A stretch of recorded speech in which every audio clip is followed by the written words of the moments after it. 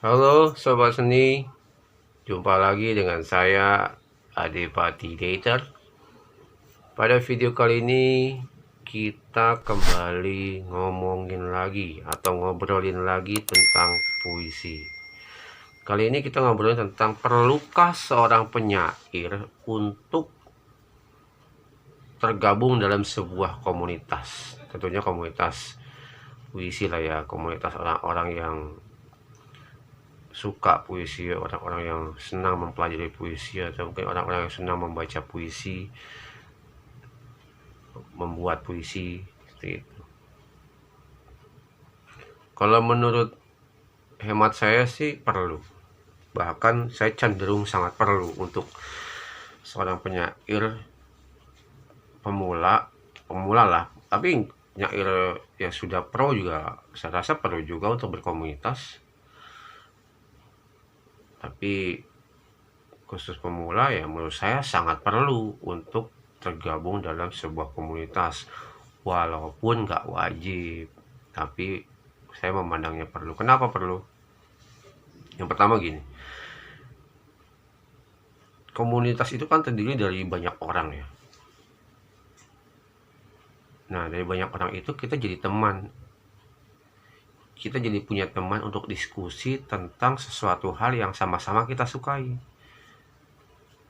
Kan komunitas puisi berarti orang-orang yang suka terhadap puisi, entah suka baca atau suka menulis, ya itu tetap orang-orang yang menyukai dunia puisi kan gitu. Jadi kita akan punya teman diskusi, teman ngobrol gitu tentang puisi. Itu yang pertama. Nah, yang kedua, kita bisa belajar bareng, kita bisa belajar sama-sama tentang puisi, mulai dari teorinya, teori dasarnya, teori pro-nya, atau teori misalkan ada teori-teori baru tentang puisi, sehingga kalau kita belajar bersama itu bisa membangkitkan semangat kita saat kita mungkin lagi males, lagi down gitu, lagi patah semangat untuk berpuisi gitu, karena mungkin aduh capek ini puisi, susah amat ya belajarnya ya gitu misalnya seperti itu. Nah, dengan ada belajar bersama kita kadang-kadang jadi semangat lagi, jadi berubah dari tadinya sudah putus asa menjadi kembali bersemangat. Karena belajar bersama itu kita bisa berbagi tugas. Misalnya si A mempelajari teori B, si B mempelajari teori A. Kan teori puisi itu kan banyak banget ya.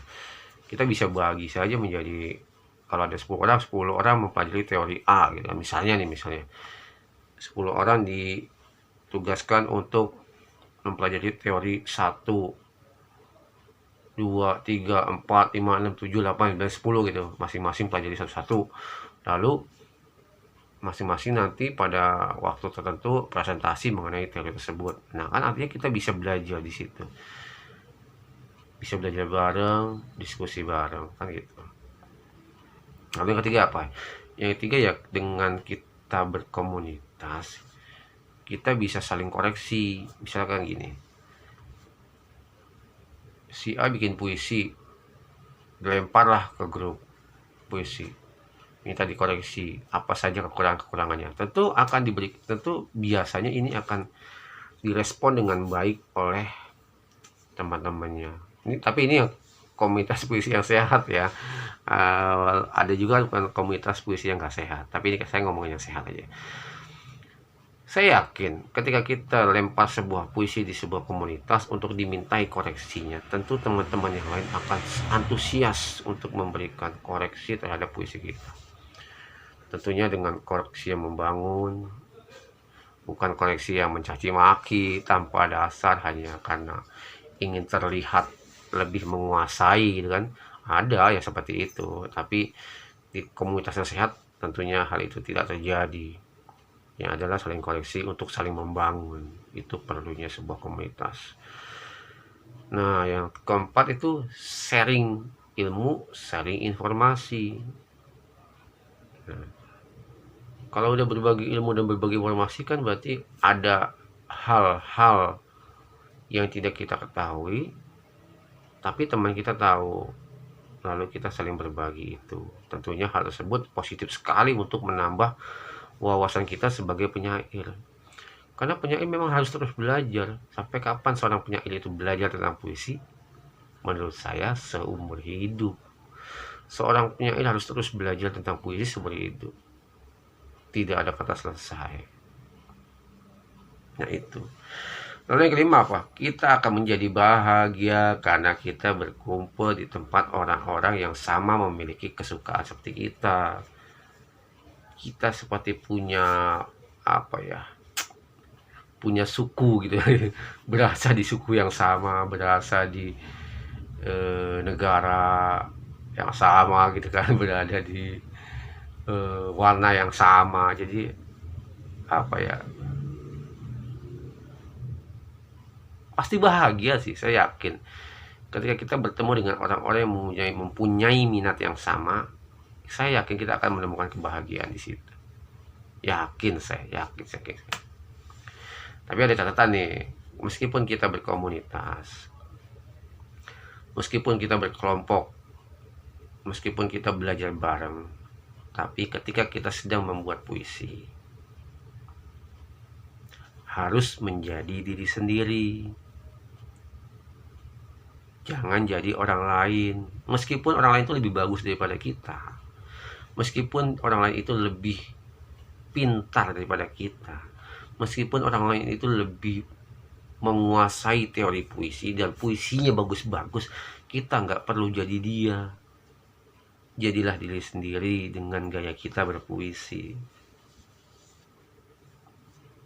Tapi kalau untuk meniru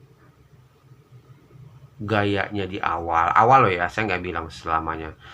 Kalau meniru di awal, untuk pelan-pelan kamu combine, untuk pelan-pelan kamu hybrid ya, itu bagus, itu nggak apa-apa, nggak masalah. Jadi kamu misal suka dengan 5 orang penyair, terus kamu gabungkan gaya itu, lalu kamu sesuaikan dengan gaya kamu, itu oke-oke aja, nggak apa-apa. Jadi mereka sesuatu yang baru. Tapi ya itu, jangan sampai kita larut jadi sama. Nah, kalau udah sama kan ya itu bukan diri kita lagi. Itu kita hanya menjiplak orang lain. Kita hanya meniru gaya orang lain. Kita tidak menjadi diri kita sendiri. Nah, itu catatannya. Jadi, perlukah seorang penyair komunitas?